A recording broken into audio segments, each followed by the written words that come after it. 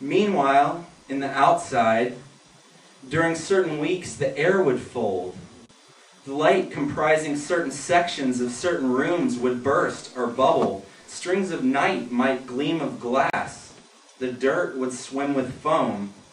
Sometimes there'd be forewarning, a small eruption, more luminescence, an ache or hum of heat and rising steam. Though you couldn't recognize the warping till you'd lost a hand or head. I mean, the sky could lift your skin off. The air would shift like some fucked puzzle.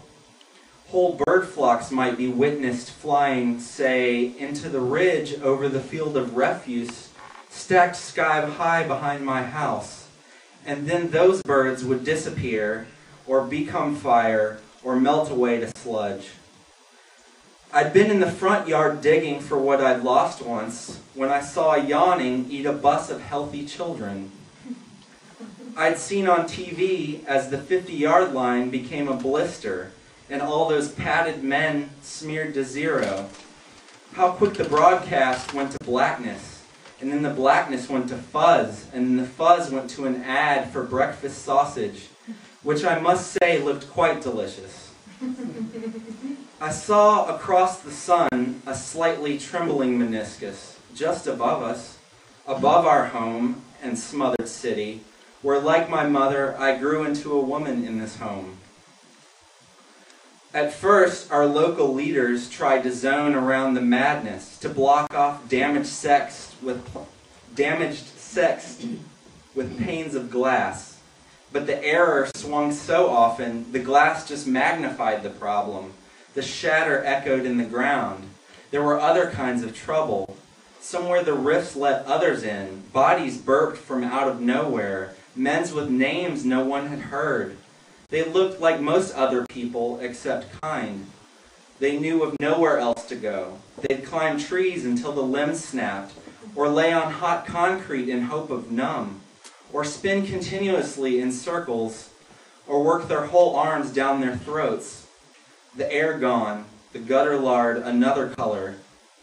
At night the streets were clogged. Soon you couldn't buy bread or gum or condoms, no matter how much you wanted, how much you'd pay. And in my home, too, every morning, there were people crammed in the air around my bed or locked above it, embezzled in my bedclothes or in the closet crack, in the light bulb's frying wires, in my hair, my awful teeth. These days I sleep with steak knives, grow my nails out. I'm saving money for a gun. On the news, they showed the woman who'd lost her baby to the yawning in her sock drawer. They showed the high school cafeteria where the whole hot lunch line became sucked under, bystanders splotched with taco glop. They showed the river where another fold had slurred the water, where fish were turning into blood. They did not show the miles of freeway caressed in plastic, meant to contain the spread of things we'd breathed. They did not show the way the trees had took to growing sideways, looking for the light, or hung with fat so black and bulged the limbs bent weak. They did not show my face, so scratched I shouldn't mention. They did not show the beach agleam with crawl. I'd heard there were centers somewhere where the ruined got rubbed with creams on tables, fed forever. I heard another about a canopy.